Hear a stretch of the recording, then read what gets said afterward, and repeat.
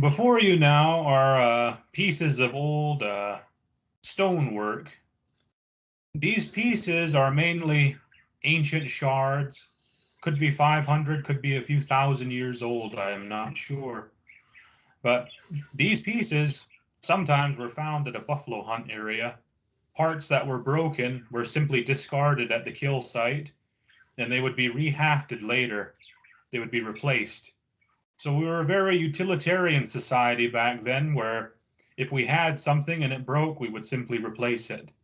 So these shards before you are the different knife blades, parts of spears, different flint work and knapping materials that were there, porcelainite, different kinds of things like that.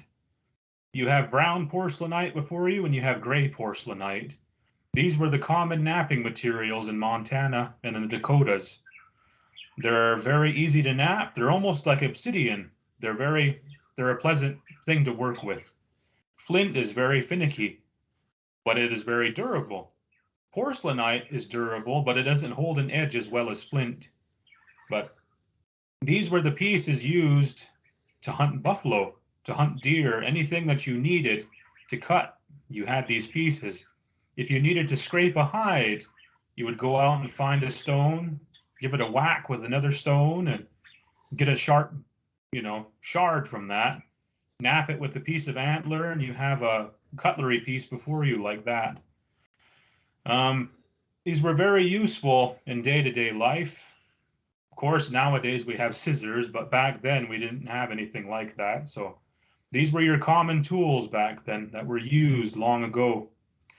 It is always said that stones live forever, and that having these types of things with you brings you good luck, because another person depended on these things with their life. When they discarded them, one man's trash is another man's treasure.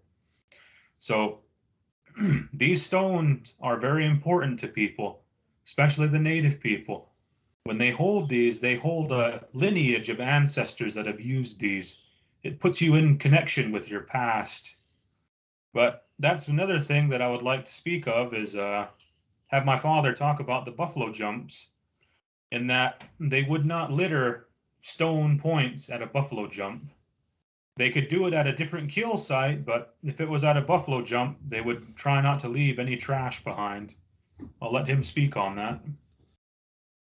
A lot of the buffalo jumps were made of sand rock, sheer stones that they would chase the buffalo off of, and they never left bones or any of the parts of the buffalo littered on that kill site where the buffalo was chased over the cliff.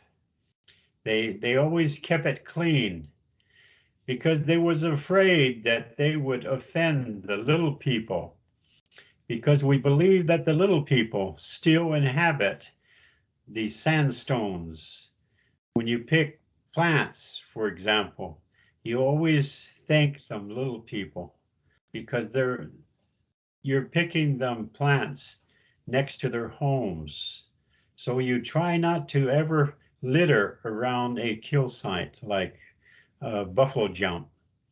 You keep it clean. You do not want to offend them, because if you offend them, the next time they try to run buffalo off of that cliff, they will get up. You may never be able to see them, but the buffalo will. They will chase the buffalo off, and the buffalo will never go over the edge like you would like them to. So you have to really respect the spiritual things, the beliefs of the Indian people.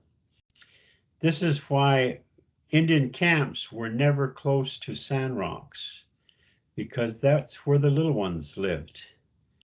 We were never close to the sloughs or swamps, because that's where life began in the black mud.